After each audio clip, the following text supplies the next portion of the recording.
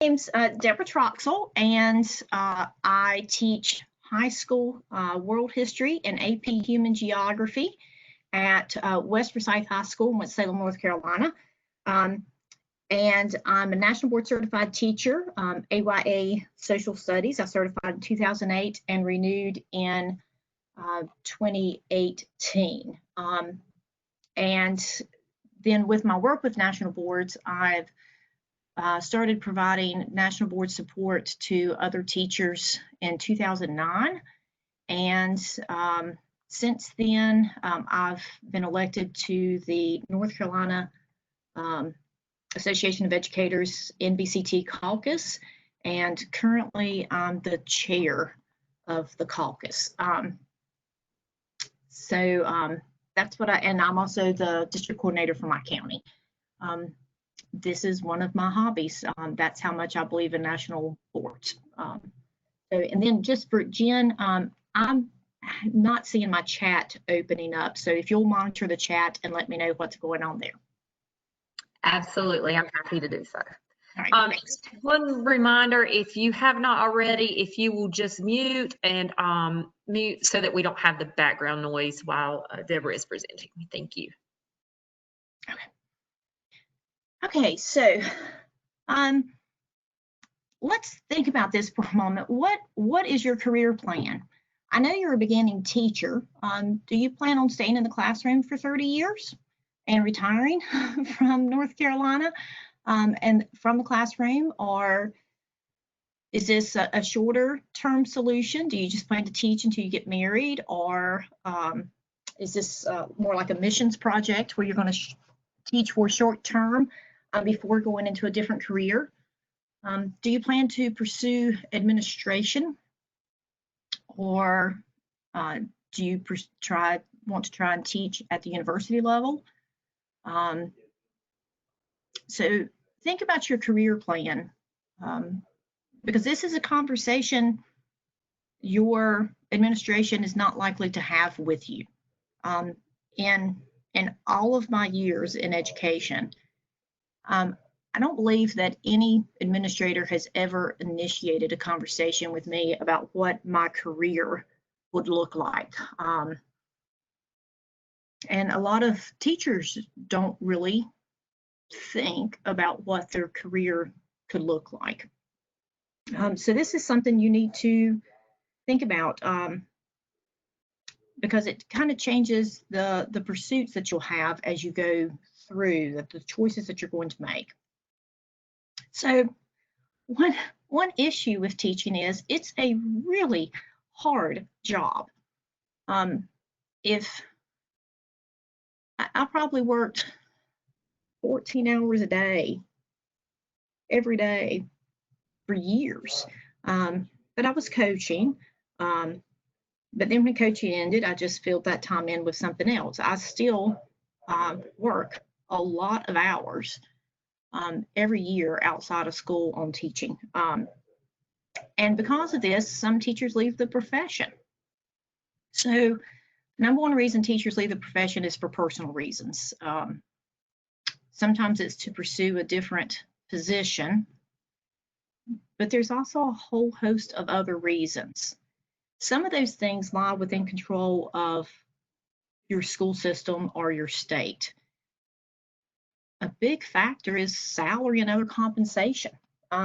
You've gotten into teaching at a good time. I think you have the better retirement plan, including health benefits when you retire.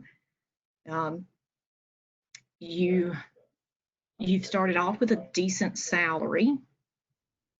And I think we're at the low point as far as population is concerned, and population, like the numbers of school children, will start to increase over the next couple of years. So when you're looking at what you want to do and what you want your career to look like, if you want to stay in this profession to retire from it, you're going to be responsible for improving your outlook and for making sure that you have a pleasant work environment. So this is the teacher turnover rate for 2016, 2017. In some counties, the teacher turnover rate was close to 32%. And when you look at the spatial distribution of this turnover rate, the more rural areas have more problems. And that's because part of your salary is based on property tax. That's where you get the addition to your state salary that the locals offer. And then when you have these smaller LEAs, these city LEAs, the teacher pay is lower. And teacher pay is a serious concern. And that's what brings us to the idea of teacher leadership, and we'll talk about national boards. So let me pause there. Jen, do I have anything in the chat box I need to address? No, ma'am. Okay. Okay, so one publication that NEA put out was called Teacher Leadership Competencies, and it's a nice little booklet. You can get it from NCAE, and I think the reason why I like it so much is because a lot of times we talk about the career ladder. And I've never liked the idea of a career ladder, because the career ladder is it's one rung after the other, it's sequential, and you just move up, almost single-mindedly move up. That gives the impression that there's only one final destination and only one route to that final destination. I've always considered improving and getting promoted as more as a rock wall. You start at the bottom, you look up, you identify a path, you start climbing, and at some point it may be you have to move horizontal instead of vertical. You may find a different path where it's a little bit more interesting or a little bit more accessible, and eventually you may move back to that original vertical line. Or maybe not. You may be following a parallel line at that point. So I've always referred to it as a rock wall. Personally, rock wall of success. I started with national boards. That was my first real leadership situation. It was the first time I really invested in myself since college. And from national boards and having a better understanding of what teaching looks like, that caused me to pursue more of my content area. So I'd already gotten my master's when I did my national boards, but I didn't pursue what I got my master's in. Instead, I'd started teaching AP geography at that point. So I've become very active in the geography world. And since then, I've gotten a master's certificate in geospatial technology. I had made that North Carolina map on teacher turnover. Thank you. But I'm also pursuing activities in the geography world, which has been very rewarding and offered a lot of opportunities and enrichment for me. And it keeps my teaching interesting. And there have been times that I've spent more time working with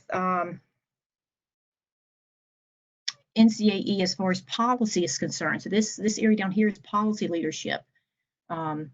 And there's been other times that I've been more with like building the association. So I've been on leadership positions in my county. I've the chair of the caucus. I work with the College and Career Ready group.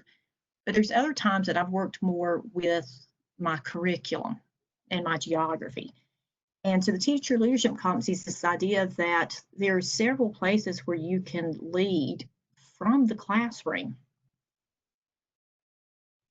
So you need to think about which of the areas look most interesting to you now. And I know you're first starting out as a teacher, and the first couple of years of teaching are really hard, and it's really a lot about you. Like, are you teaching the right information? Did you remember to take a roll? Are your pants zipped? Have you checked on that child in the back of the room? It's a lot to keep up with at first, but in about your third or fourth year, you need to start finding something to bring enrichment to you and to enhance your classroom. And so these are some opportunities that you can pursue and stay in the classroom instead of going into administration. So with national boards, they have this concept of the career continuum. And it starts with you as a pre-service teacher and then moving into where you are now as a novice teacher, getting your professional continuing license. And for some teachers, they stop there. And I think what scared me about stopping there is a teacher that I had planning with my first year teaching. And she was great the first couple of months because we would sit up there and gripe. Oh, did we gripe? I can't believe they forgot their pencil and then asked me for one. I can't believe they were not paying attention, then asked me to go back over what I said again. I can't believe that. But after about teaching 3 months, I could believe it. Like, yeah, this is standard. They forget their pencil. The world doesn't stop when they forget their pencil. You need to find a way around this. And when I looked at her getting close to the end of the year, she'd been teaching for 30 years, and the fact that they'd forgotten their pencil was still getting under her skin. She had not grown as a teacher. And so I was still coaching at the time, but I knew I did not want to be a 30-year teacher, trapped in the classroom because of retirement benefits and miserable. And I needed to find a way to make sure that I stayed happy and fulfilled and a good teacher for my students. And so that's when I started pursuing some other opportunities. And national boards did that for me. When you start your national board process, you might be an okay teacher, you might be a good teacher, you might be a great teacher when you start your national board process.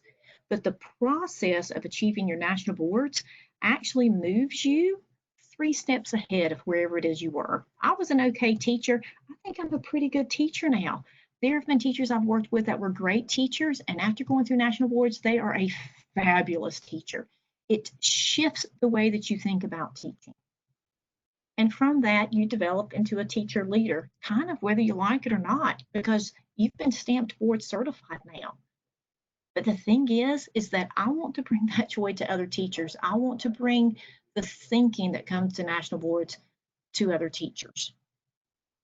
Okay, so now let's start talking more about national boards than just your leadership walk. Jen, do I have any questions in the chat box I need to address? Everything's okay right now. Okay, thank you. So national board impacts teachers. This is what I was addressing. It changes your practice. It impacts student learning from those changes that have occurred. You can advance your career when you get to check the box that I'm national board certified. It can open some doors. You get to remain in the classroom. I took a stint out of the classroom, and I liked helping other teachers, but I left it.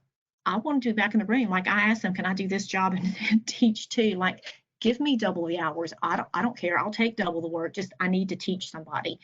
And it wasn't a job sharing type job. So I went back into the room and floated with 3 preps just so I could teach again.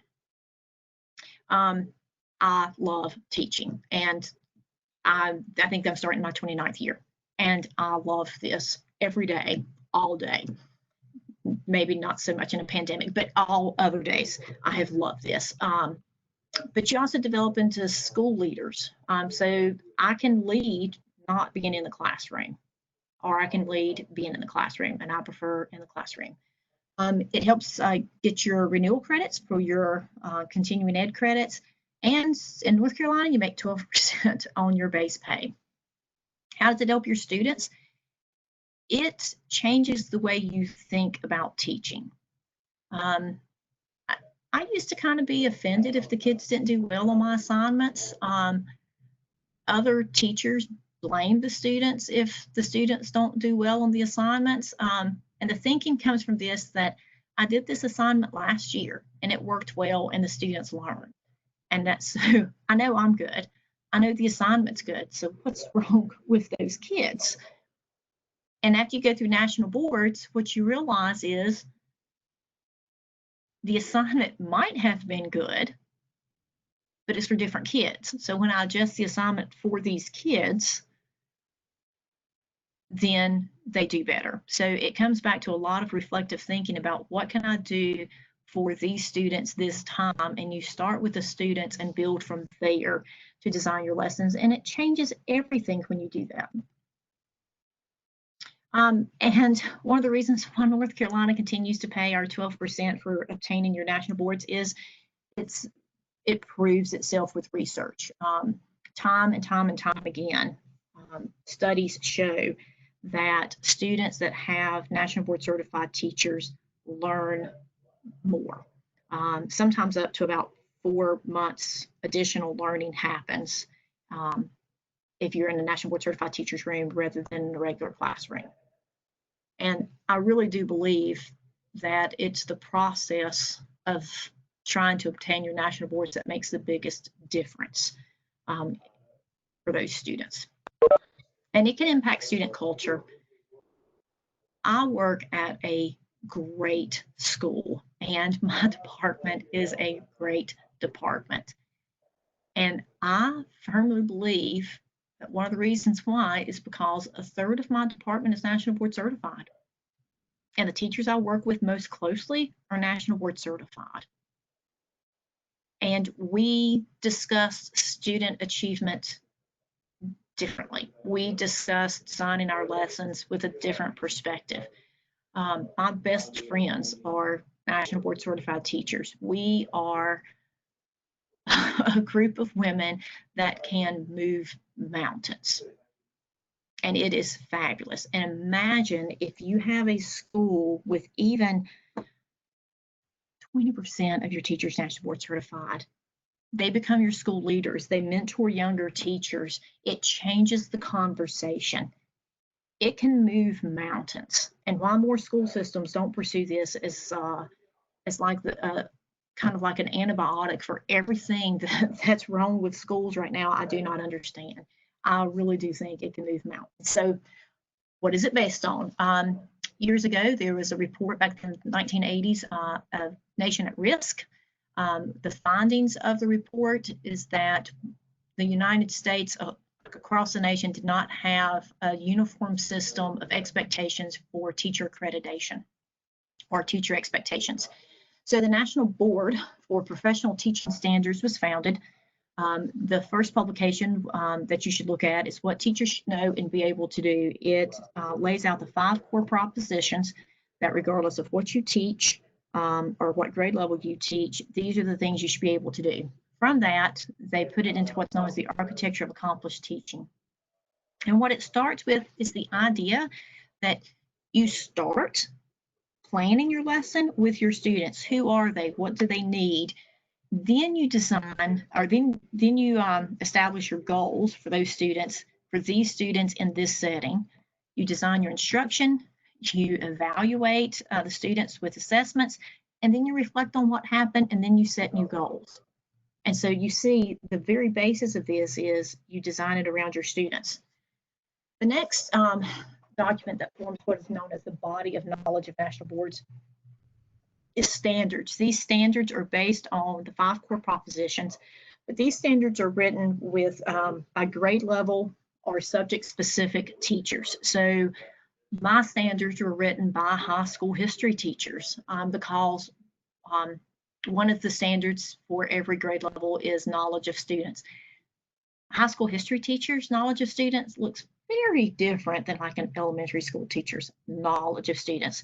So the standards go through and tell you what an accomplished teacher looks like in your subject area. By the way, all this information is free and available online through the National Board website. You can download the What Teachers Should Know and Be Able to Do as a PDF. Many schools have used this as like a book study, and this would be a fabulous book study for the summer. It's very short, but it's very powerful. And then also you can download your standards through the National Board website. And it's the 5 core propositions. We kind of just went over it with the architecture of accomplished teaching, but you see number 1 is teachers are committed to their students and their learning. Next is teacher know their subjects and how to teach those subjects. And you have to manage or monitor your students, be a reflective practitioner, and be a member of a learning community. Being a member of a learning community makes a huge difference. Rely on your PLC. Listen to other teachers. Listen to how they plan.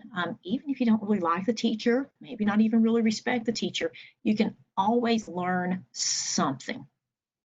And so it's important to be in those learning communities, but you do need to find a powerful group of teachers that want the best for their students. One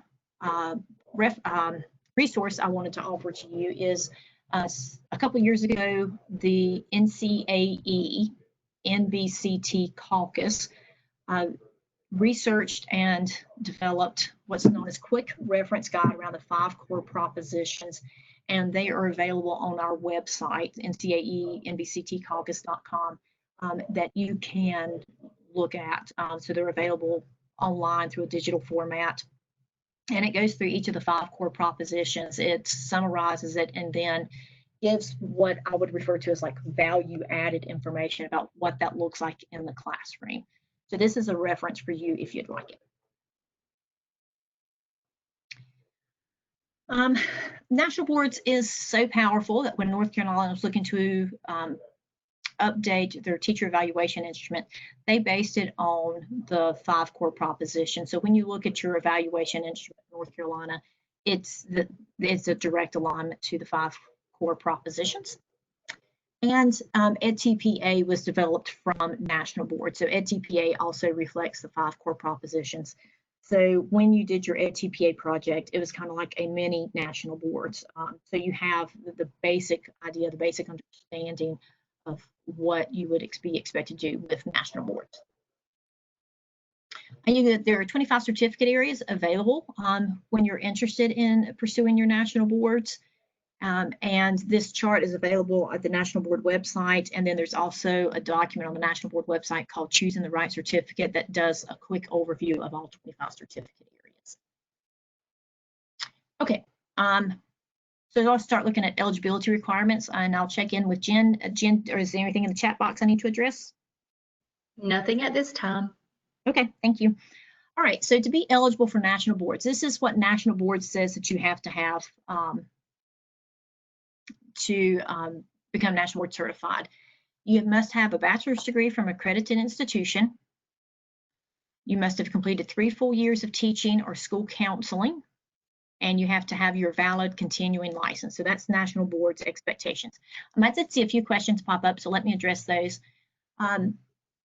North Carolina is rather generous in the way that they deal with your national board certification for the most part.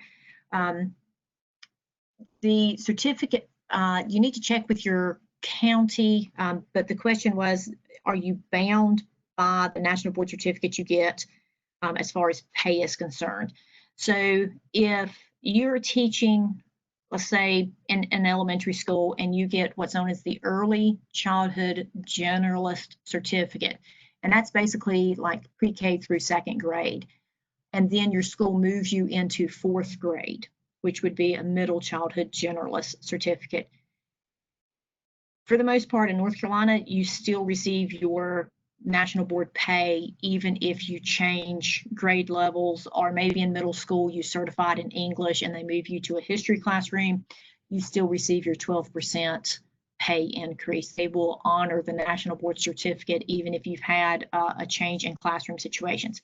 However, for national boards, when it's time to renew your certificate, and it's on a 5-year renewal cycle, when you go to renew your certificate, you must submit materials from your original certificate area.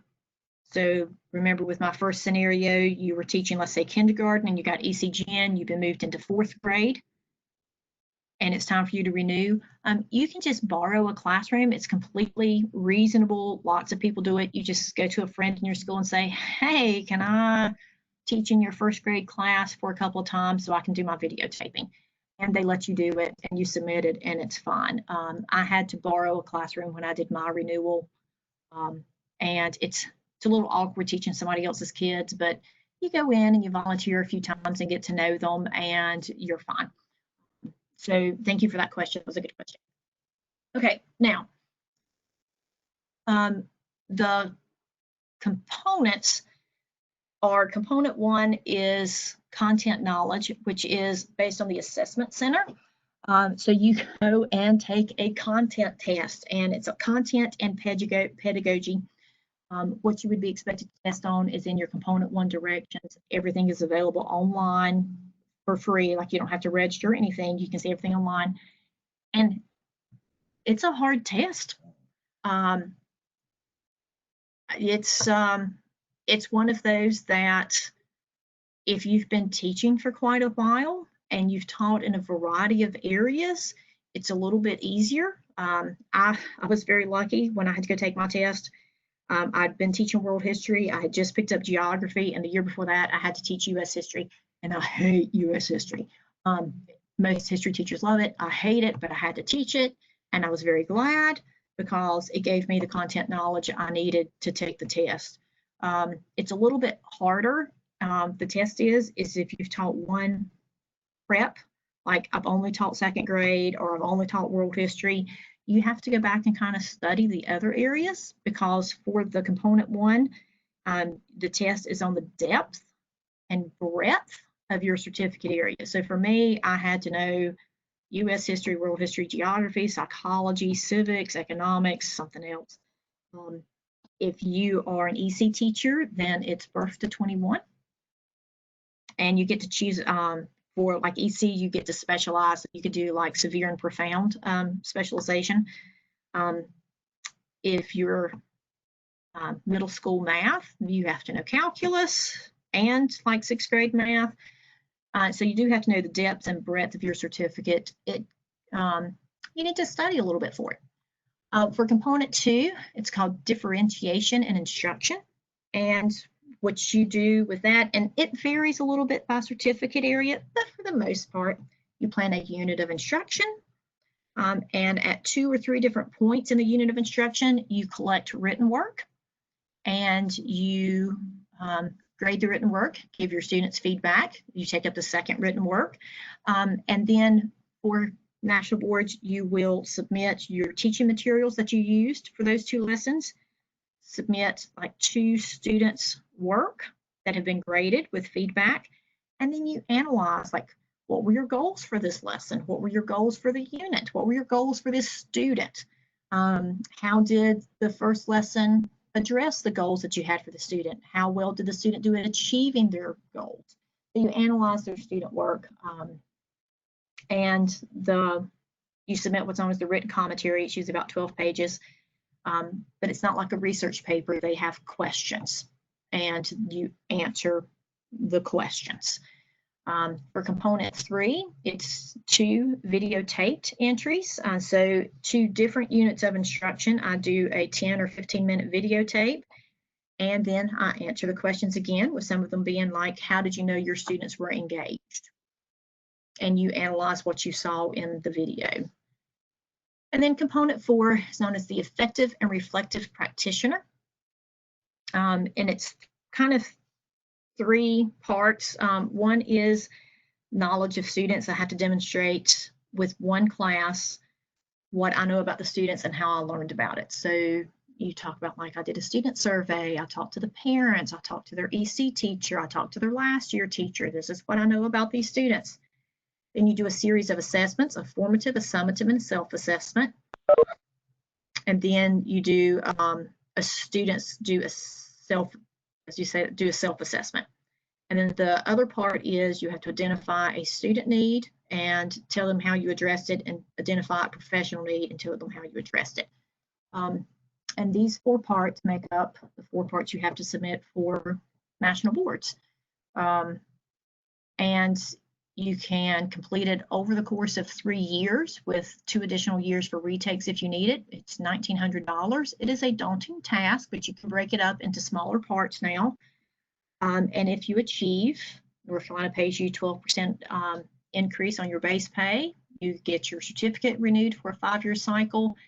The other ways that North Carolina can support you is they can loan you the $1,900 assessment fee for national boards, and they can give you 3 days off to work on your national boards. And that's if you are employed by North Carolina and paid by state funds and have 70% direct contact with students. Okay, do we have any questions about these 4 components? I didn't go into a great detail about them because you're not quite there that you need all of the details, but if you want them, I can address that.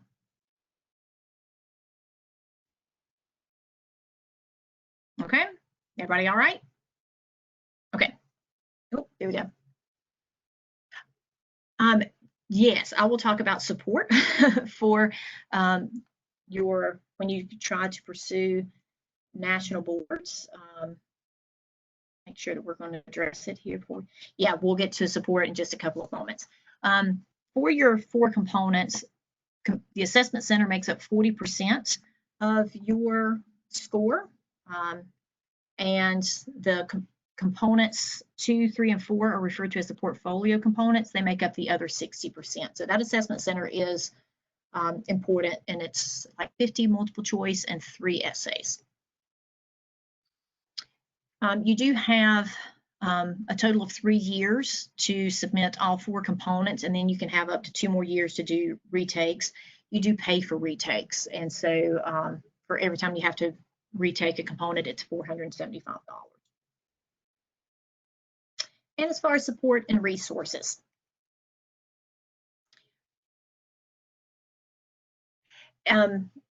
the North Carolina provides a national board coordinator at DPI. She's new this year. Her name's Katrina Parker. And so far, I think she is going to be great. The other woman had been in the job for probably 15 years. And Katrina Parker's new this year, and she's working, the other lady got a promotion, Dr. Sonia Brown. But she will help you if you have information about the loan, because North Carolina will loan you the $1,900, or if you have licensing questions. Also, you could reach out to national boards. Every candidate has to contact national boards at least once during their pursuit, if not 3 or 4 or 20 times. And then there's NCAE. I am a big supporter of NCAE. I firmly believe in the work of NCAE. You should join your professional organization, pay your dues. They're the only ones working for us right now.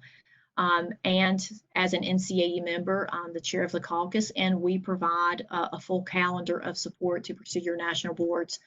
So the type of support that we provide is we have what's known as regional full day Saturday meetings. NCAE has 7 regions throughout the state of North Carolina, and I think ECU is in region 6, I believe. But we do full Saturday sessions, 2 in the fall and 2 in the spring. And we go through like the introductions to national boards, how to read your standards for national boards, how to write for national boards. We go through an in-depth look at each of the components, the system that they use to upload your written commentaries. We go through that. We go through the assessment center information. We have people available to read national board papers and to provide feedback. And those are done in those 2 fall and 2 spring Saturday sessions that are offered in all 7 regions. And then there's something called boot camp that happens in February. You come to Raleigh Thursday night, Friday, all day Friday, and all day Saturday. All of those sessions are available and more, and there's lots of national board certified teachers there to read your paper, answer your questions, look at your videos. And it is a great, great weekend. And then if you're an NCAE member, those sessions are a little bit cheaper for you because you're an NCAE member. If you're not an NCAE member, there is an additional cost to attending those meetings. I can never remember the price of the regional drive-through, the regional days, but it's like $15 if you're a member and like $30 if you're not a member. Boot camp is like $125 if you're an NCAE member and like $500 if you're not an NCAE member, because membership has its privileges. And then we also offer a series of webinars that are free for members and $25 for non-members. So like this summer, we're doing like the introduction sessions, the standard sessions. There's something called Jumpstart that we, like for component 4, we do an hour each week for 3 weeks with kind of like homework in the middle to unpack and look at not only component 4, but like the thinking behind national boards. And so we focus on a different idea of national boards for each of the Jumpstarts. So we have a full range of webinars that run throughout the summer and throughout the school year that are free to members. And then for members, we also offer a coaching subscription where you're a National Board Certified teacher is assigned to you, and they are available to answer questions, read your papers, talk you off the ledge, and they're available to you for the year. And then your regional workshops are all free at that point. So that's the type of support that NCAE provides for you. And then what North Carolina provides for you is that each LEA has a district coordinator. And so there's the link to find the district coordinator for your school system. And the district coordinators meet twice a year to learn about updates for national boards and how to offer support for national boards. The person that's designated as the district coordinator varies from county to county. Like, I'm the district coordinator for my county. I teach full-time in the classroom and do this as a volunteer side gig. Wake County has a person at central office that is designated as the district coordinator, and she wears other hats too, but like I think probably a good 25% of her workload is district coordinator. So sometimes, and she used to be a teacher, sometimes it's the human resource officer, sometimes it's the BT coordinator, sometimes it's the classroom teacher, sometimes it's kind of gets shoved around at central office and like low man gets a hold of it. Sometimes the person has never been a teacher, and many times the person has not been a National Board Certified teacher. So it really does vary by county what type of support you can get. So if you're in one of the counties where you need a little bit more support, NCAE is for you. All right. When it's time, you can apply through national boards for your national board to register for your components. And it will kick you over to your state resources, and that's where you can initiate the loan process. And it will also let you know what, it'll kick you over to support ideas. All right, and I think that kind of brings us to the end of this. What questions do you have? I will answer anything about like your career trajectory or just teaching in general or national boards. So what questions do you have for me today?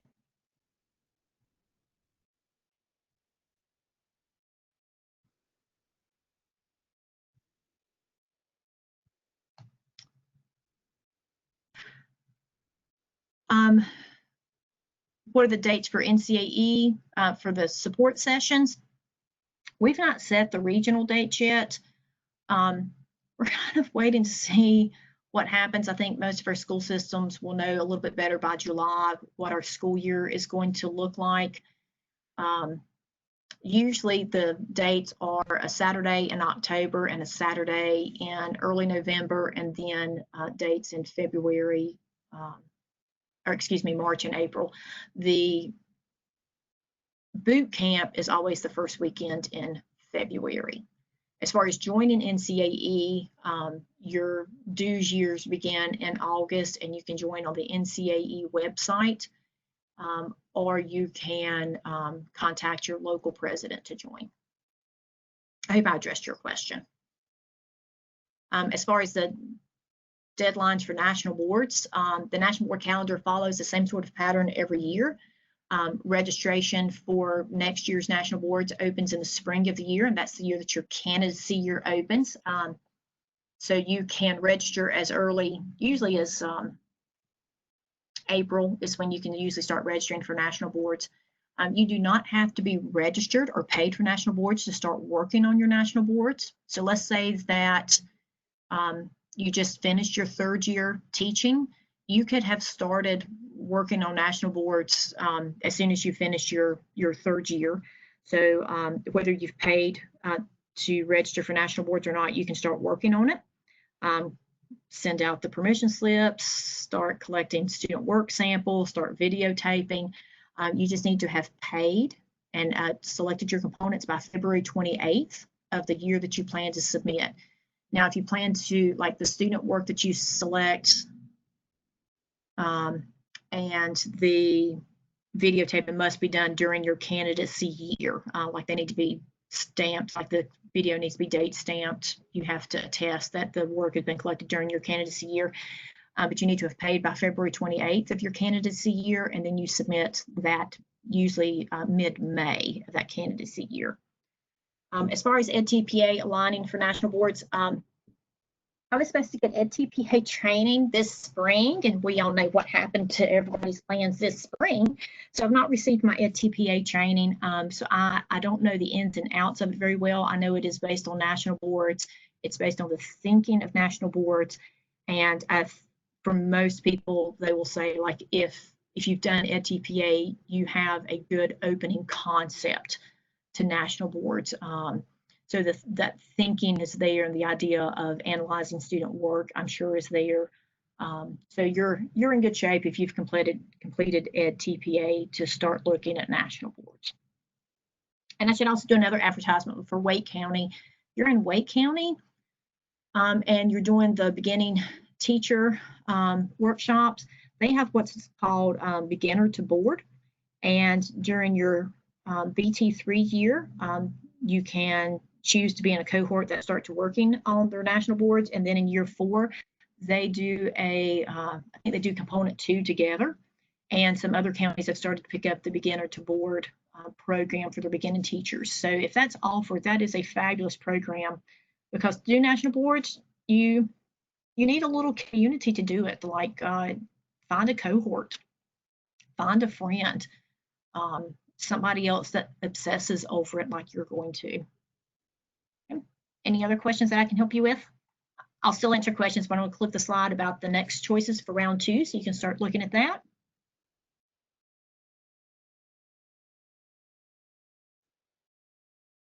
Okay, so I'm not seeing any other questions. So thank you so much for attending. I'm glad you've had this opportunity to attend the Beginning Teacher Symposium. It's so important to support our beginning teachers. We'd like you to be a 30-year career teacher. And I'm telling you, after working with hundreds of people, national boards can extend your life in teaching. Not only does the 12% nice, but it changes your outlook. Like I said, it's a great place to be as a national board certified teacher. So Jen, I'll turn it back to you to give them directions for the next session. Thank you, Deborah. Great job. I can't reiterate how important this is. Deborah, you provided so much good information about National Board and how important it is for our for students to pursue